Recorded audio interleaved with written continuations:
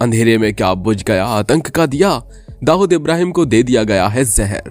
पाकिस्तान में छा गया अंधेरा और शायद इसीलिए इंटरनेट भी हुआ ठप। क्या सच में आतंक का दूसरा नाम दाऊद इब्राहिम मारा गया और उसे जहर किसने दिया? क्या है इसका भारत कनेक्शन और छोटा शकील ने कैसे बताया कि किसने दिया दाऊद को जहर? इन सारे सवालों के जवाब को जानने के लिए वीडियो को अंत तक जरूर देखिएगा। दोस्तों, सोशल मीडिया पर दावा किया जा रहा है कि पाकिस्तान के कराची में रह रहे अंडरवर्ल्ड डॉन और भारत के मोस्ट वांटेड भगोड़े आतंकवादी दाऊद इब्राहिम को जहर दे दिया गया। वहीं कई मीडिया रिपोर्ट्स में बताया जा रहा है कि दाऊद इब्राहिम को कराची के मुमताज हॉस्पिटल में दाखिल कराया गया है। इस हॉस्पिटल का नाम भी सामने आ रहा है। कराची में दाऊद को जिस हॉस्पिटल में भर्ती कराया गया वहां काफी कड़ी सुरक्षा है। अस्पताल के जिस फ्लोर पर दाऊद को रखा गया है वहां और कोई नहीं, सिर्फ सिक्योरिटी के लोगों और डॉक्टर्स को ही आने की इजाजत है। हालांकि पाकिस्तान इस बारे में कोई भी बयान देने को तैयार नहीं है और इंडियन अथॉरिटी की तरफ से भी कोई भी पुष्टि नहीं की जा रही इस खबर की। दरअसल पाकिस्तान की बात करें तो दाऊद उसके लिए गले की वो हड्डी बना हुआ है जिसे वो ना उगल सकता है और ना ही निगल सकता है। दाऊद भले ही कराची में 30 साल से रह रहा है, लेकिन पाकिस्तान ने इसे कभी भी नहीं माना है। ऐसे में अब अगर पाकिस्तान कहता है कि दाऊद को जहर नहीं दिया गया तो इसका सीधा सा मतलब है कि वो मान रहा है कि दाऊद पाकिस्तान में रहता है। अगर पाकिस्तान दाऊद को जहर दिए जाने या इलाज की बात भी कहता है तो भी ये साफ हो जाए कि दाऊद पाकिस्तान में ही है। ऐसे में उसके लिए सबसे सही रास्ता यही है कि वो सब कुछ सुनकर भी अनजान बना रहे। कुछ लोग कह रहे हैं कि दाऊद को कुछ दिन पहले ही जहर दे दिया गया था और अस्पताल में उसके इलाज के दौरान ही उसकी मृत्यु तक हो गई है। वहीं कुछ लोग इस दावे से साफ इनकार कर रहे हैं। वहीं पाकिस्तानी मीडिया के अनुसार दाऊद की मौत की खबर फैलने से रोकने के लिए पूरे देश में इंटरनेट को ठप कर दिया गया या फिर उसे बहुत स्लो कर दिया गया है। और तो और कहा यह भी जा रहा है कि जैसे ही खबर बाहर आई कि दाऊद को जहर दिया गया है, वैसे ही कराची के कई हिस्सों में एकदम से लाइट चली गई। कराची एकदम से अंधेरे में डूब गया। यहाँ तक कि कराची का एयरपोर्ट भी अंधेरे में डूब गया था और इस बात का दावा किया जा रहा है कि दाऊद कराची में ही रहता है। अब इसे इत्तफाक कहा जाए या कुछ और कि जैसे ये खबर आई कि दाऊद को जहर दिया गया, कराची में लाइट भी चली गई और इंटरनेट भी ठप हो गया। यही नहीं, इसके बाद दाऊद इब्राहिम के करीबी रिश्तेदार और पूर्व क्रिकेटर जावेद मियांदाद समेत पूरे परिवार को हाउस अरेस्ट कर लिया गया। इन सभी घटनाओं का सीधा सा मतलब है कि पाकिस्तान में कुछ तो गलत हो रहा है। वैसे दाऊद इब्राहिम को लेकर अक्सर इस बात की अफवाहें उड़ती रहती हैं। इससे पहले भी कई बार उसकी मौत की अफवाह उड़ चुकी है। लेकिन अगर ये सच है तो इतना शक्तिशाली और दिमाग वाला बंदा आखिर कौन हो सकता है जो कि आतंक के बादशाह को जहर देने की हिम्मत कर सके? इसके पीछे खुद पाकिस्तान की कोई एजेंसी है या फिर भारत की रॉ का इसके पीछे हाथ है? ये सवाल लोगों के मन में है और इसके लिए कई तरह की तैयारी चल रही है। इसमें सबसे ज्यादा शक पाकिस्तान की सेना की ओर भी जा रहा है। कई लोग इसे करीब 2 साल में मारे गए पाकिस्तानी आतंकियों से जोड़ रहे हैं। इसमें रियाज अहमद, शाहिद लतीफ, ख्वाजा शाहिद और अबू हंजला के नाम शामिल हैं।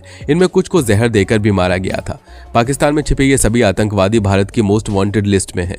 हालांकि ना तो पाकिस्तान ने भारत पर आरोप लगाया और ना ही भारत ने इस पर कुछ भी टिप्पणी की है, लेकिन ये थ्योरी मीडिया में चल रही है कि भारत देश के दुश्मनों को चुन चुनकर पाकिस्तान और भारत से बाहर दूसरे कंट्रीज में खत्म कर रहा है।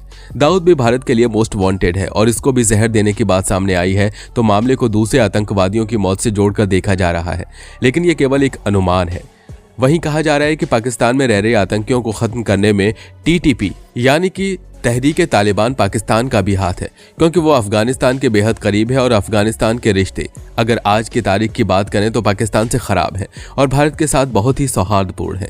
अफगानिस्तान भारत के साथ संबंध बहुत स्ट्रांग हो चुके हैं, इसीलिए यह भी कयास लगाया जा रहा है कि कहीं टीटीपी तहरीक तालिबान पाकिस्तान का हाथ तो नहीं, लेकिन इससे पाकिस्तान की सेना और ISI भी उसका साथ दे सकते हैं। मीडिया रिपोर्ट के अनुसार पाकिस्तान को डर था कि भारत की एजेंसियों ने दाऊद को अगर पकड़ लिया तो दुनिया के सामने पाकिस्तान के हर राज को एक्सपोज कर देगा।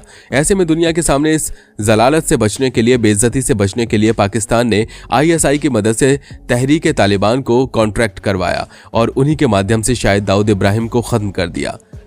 ये भी एक न्यूज आ रही है। पाक सेना और ISI पर शक की एक बड़ी वजह यह भी है कि लंबे समय से दाऊद इन दोनों के इशारे पर ही काम कर रहा था। ऐसे मुमकिन है कि दोनों संस्थाओं के बहुत सारे काले कारनामे और उनके राज दाऊद के पास होंगे, जिनके खुलने के डर ने उन्हें दाऊद को खत्म करने के लिए उकसाया। वहीं मीडिया में अब यह भी खबर आ रही है कि दाऊद इब्राहिम को फूड पॉइजनिंग हो गई थी। उसे ना तो अस्पताल में भर्ती कराया गया है और न ही जहर दिया गया। अभी भी ये दावा किया जा रहा है कि उसे 102 डिग्री बुखार था। इसके चलते कई बार उल्टियां हुई हैं। दावे के मुताबिक सुरक्षा के चलते उसे अस्पताल में भर्ती नहीं कराया गया और इलाज के लिए डॉक्टर्स की टीम को घर पर ही बुलाया गया। 65 से 68 साल के बीच के दाऊद को कराची के बंगले में ही 3-4 बॉटल ड्रिप दिया गया। क्योंकि दाऊद इब्राहिम के साथ हर पल 5-6 लेयर की सुरक्षा रहती है। ऐसा बताया जा रहा है, ऐसे में उसे जहर दिए जाने की संभावना कम ही है। दोस्तों, डी कंपनी के सरदार और अंडरवर्ल्ड डॉन दाऊद इब्राहिम के खिलाफ पहले नेशनल और इंटरनेशनल लेवल पर कई इनाम घोषित हैं। दाऊद इब्राहिम, जिसकी कभी अपराध की दुनिया में धाक थी, 2011 में फोर्ब्स मैगजीन ने दुनिया के टॉप 10 अपराधियों की लिस्ट जब जारी की थी तो उसमें दाऊद इब्राहिम को दुनिया का मोस्ट वांटेड अपराधियों की लिस्ट में जगह मिली थी। उसे गिरफ्तार करने की कोशिश की गई लेकिन वो पकड़ा नहीं गया। 12 मार्च 1993 को मुंबई धमाके हुए थे जिसमें 257 लोगों की मृत्यु हो गई थी और 700 लोग घायल हो गए थे। इन धमाकों के पीछे गैंगस्टर दाऊद इब्राहिम का हाथ था। मुंबई में हुए हमले के पहले से ही दाऊद इब्राहिम दुबई में रहने लगा था और वहीं से मुंबई पर राज कर रहा था। कहा जाता है कि मुंबई हमले के बाद दाऊद इब्राहिम पाकिस्तान चला गया था और वहीं से अपना नेटवर्क चलाता था। दोस्तों, एक खबर आ रही है कि न्यूज़ 18 की तरफ से, और न्यूज़ 18 की खबर के हिसाब से ऐसा बताया जा रहा है। जब इस खबर की सच्चाई को जानने के लिए न्यूज़ 18 की टीम ने संपर्क किया पाकिस्तान के अंदर छोटा शकील के साथ। छोटा शकील एक बहुत ही क्लोज एसोसिएट है दाऊद इब्राहिम का, और उससे पूछा गया कि क्या वाकई में दाऊद इब्राहिम बीमार है, वो क्रिटिकली इल है, क्या उन्हें अस्पताल में भर्ती कराया गया, क्या उन्हें जहर दिया गया। तो दाऊद इब्राहिम के सबसे क्लोज एसोसिएट छोटा शकील ने कहा कि दाऊद इब्राहिम एकदम फिट हैं और वो आराम से हैं।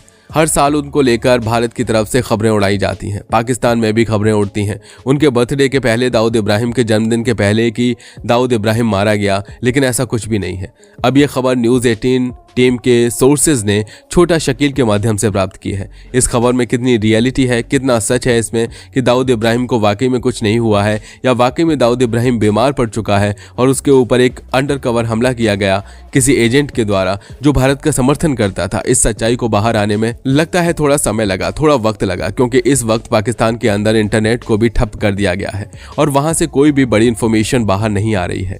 एक पाक जर्नलिस्ट जिनका सरनेम काजमी है, जो लगातार भारत की हिमायत करती हैं, उन्होंने इन्फॉर्मेशन दी है कि पाकिस्तान के अंदर ज़रूर कुछ बड़ा हो रहा है जिसकी वजह से इंटरनेट को डाउन कर दिया गया है, उसकी स्पीड को कम कर दिया गया है या फिर इंटरनेट बंद कर दिया गया। जैसे ही लेटेस्ट अपडेट आती है दाऊद इब्राहिम के बारे में, हम तुरंत आप तक लेकर आएंगे। तब तक की खबरें हमारे चैनल के साथ। तो दोस्तों, आज के लिए बस इतना ही। ये वीडियो आपको कैसी लगी हमें कमेंट में ज़रूर बताएं, और वीडियो अगर पसंद आई हो तो वीडियो को लाइक करें, साथ ही अपने दोस्तों के साथ शेयर करें। और अगर आप हमारे चैनल पर नए हैं तो नीचे दिए गए लाल बटन को दबाकर चैनल को सब्सक्राइब जरूर कर लें।